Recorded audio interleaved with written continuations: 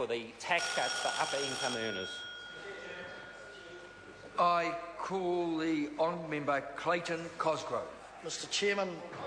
Point of order, the Right Honourable Winston Peters. A bit of confusion here as to about the order, and the last thing I want to stop my colleague Clayton Cosgrove from speaking, but you went from Labour to National, then to the Greens, so why not New Zealand first? The member makes a good point, and I did actually consider that before I did the call, and I looked at the whole issue of proportionality, and I'm going to call Andrew immediately after Clayton Cosgrove. And the thing is, Mr Peters, as you well know, once I have made the call and I've called someone, I have to stick with that call. No. Point of order, sir. Point of order, the Honourable The last thing we're going to have surely is a rule where you can make an erroneous decision and the House can't help you to correct it. You know, the House is the master of its own destiny, and therefore you could correct it. And the real point is here that I don't know how you get the proportionality of it all, but I cannot see how in any way that it's worked out you could come to that decision if the Greens were going third. Now, honestly, if you're going from a sequence, and I've seen the rest of the sequence for the other parts of the bill in this House, I can't follow this one here, and I would hate you to start with a mistake that becomes a precedent which does not serve, after all, the interests of the minority, and after all, your number one job is to look after the minority in this House. Thank you. Can I thank the Honourable Member, refer him to Speaker's Rulings 26/4 and Standing Order 102. I accept what he says and recognise the contribution that he's made, and it will certainly not be a precedent. We are in the committee stages of the House. I call the Honourable Clayton Cosgrove. Mr Speaker, and just acknowledging, I'm sure that the New Zealand First Speaker to follow will make an exceedingly good contribution. Sir, can I just say this, that I listened to Mr English's speech, and it was very interesting. I listened to it because I was waiting, as all New Zealanders have waited since before the election campaign, for a justification, for a rationale, for the case to be made, because after all, you can sort of spray and pray, as it were, all over every other political party in this House, but at the end of the day, the government is required to make a case for its actions, and no case has been made. In fact, the case has been contradicted. The arguments have been contradicted day after day and month after month by this government. And all Mr English succeeded in doing was reinforce to this Parliament and the people of New Zealand that he has failed and continues to make a justifiable case for the sale of these assets. After all, as the Green colleague said, if you go through the history of this, Russell Norman is right, that the first justification put up by Mr English was that these assets must be sold because in order to grow, they require capital, and the government has no capital. And then Mr English, after I think an interview with me, got out his school cert BizCom textbook and worked out and looked up in the dictionary a word called dilution, and then realised, as Tony Ryle did, that hang on, if the minority then moved to make a capital raising, and the government, because it said it had no dough, that's why it has to sell, didn't move on that in an equivalent way, then they would be diluted below 51%. And in this House, in answer to my question, Tony Ryle said, we will do whatever it takes to maintain our 51%, including borrowing, including taxation, including whatever it takes. But I thought Mr English and Mr Ryle came from a position that these assets had to be sold because the government had no money and was not prepared to borrow or tax to fund the growth strategies of the SOEs. So that's contradiction one. And then we come to another couple of key issues. The budget policy statement. Who in their right mind would believe it would be a good proposition to save debt servicing costs of $266 million per annum and give away profits of $360 million per annum and then make a $100 million loss? Who in their right mind in this Parliament or any business people would see this as a net positive solution, net positive strategy and proposition for a business or for this Parliament? Contradiction two. Then of course we come to the issue of loyalty bonuses. Well, here's the problem with loyalty bonuses. Loyalty bonuses are an admission of defeat by Tony Ryle, John Key and Bill English, because they've told us for months and months that they expect that mum and dad Kiwis, 95% or 85% of these companies will be purchased by mum and dad Kiwis, and then they've demonstrated wheels or words because they've then talked about ACC, and then they've talked about superannuation funds, including KiwiSaver and other things. But no, we know what the definition of a mum and dad Kiwi is. And the admission of defeat is if you have to give mum and dad New Zealander a loyalty bonus, then you know that if they purchase at X price and a foreign interest or institution offers them a greater value to sell, then they will, because Kiwis will do, and I make no disrespect to Kiwis, will do what is in their interests to look after themselves. All a loyalty bonus, of course, does is put off the fateful day, maybe by 12 months, maybe by 2 years. You get your one free share to 15 and you flog the lot off. No guarantee in this legislation in any part, particularly part 1, that Kiwi mums and dads will be the first in the queue. No guarantee at all.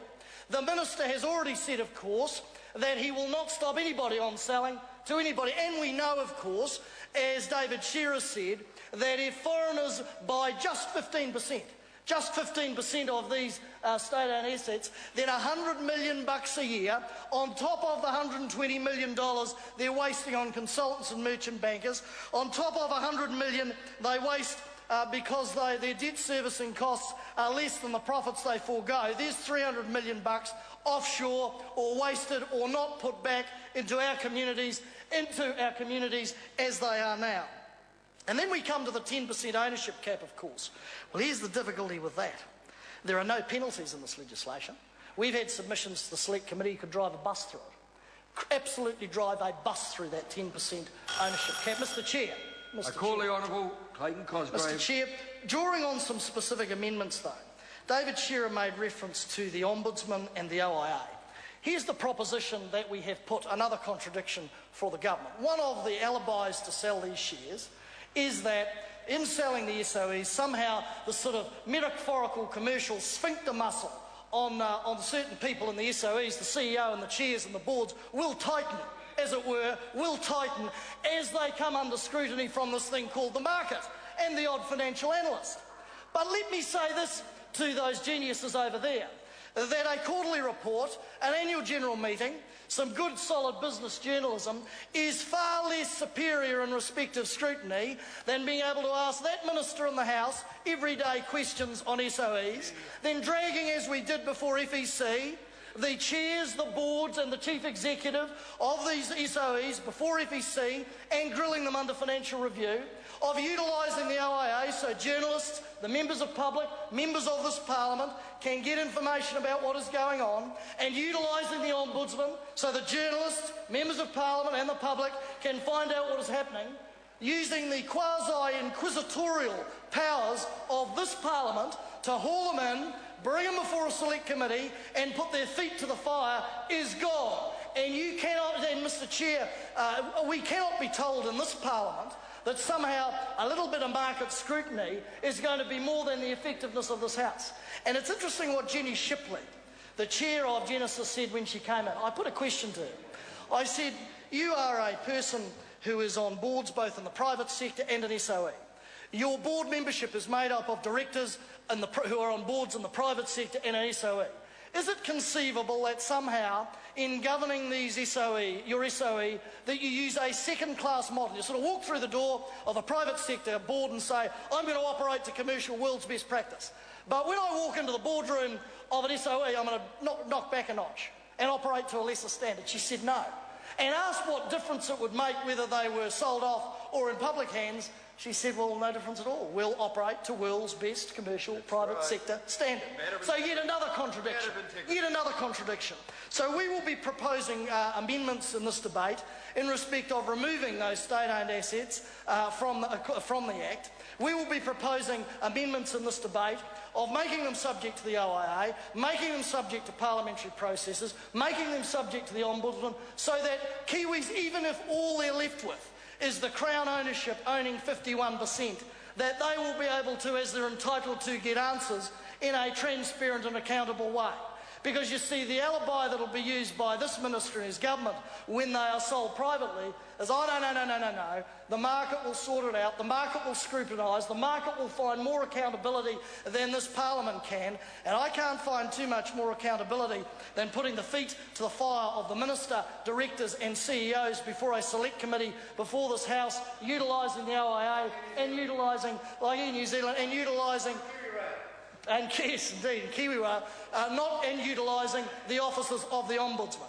So I challenge the minister to tell me and tell this House that some sort of private sector market scrutiny is going to be harsher and at a higher level than that. When you have a former Prime Minister, Jenny Shipley, who was very much in favour, we didn't bother asking her what her view on SOE sales would be, given her history and lineage. But when Jenny Shipley, the chairman of the board, said it will make no difference whether we are sold, private or public.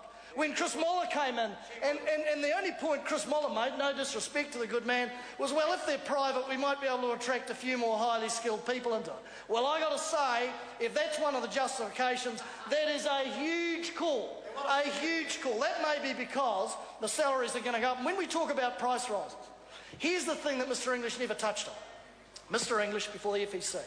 Mr Heatley today, Mr Ryle refused, and they blocked our request at the FEC to have analysis done on Molly Mellish's calculation about price rises, SOE, mark to the private sector suppliers. They blocked that advice at every step of the way. They refused. Bill English said it wasn't worth getting the work done. Refused to get that advice. Now, I would have thought if we're wrong, they'd be racing to Treasury and to their officials, MED and the like, to get the justification up to try and knock us over. Or is it the case that we are right and that they don't want explicit advice to their ministers saying that it is going to be a rough old winter and a rough old winter for the next few years and beyond for the poor old Kiwi consumer? Yet again, blocked at every turn, and this government at the end of the day must front up and be accountable. Mr Speaker. I call the Honourable Minister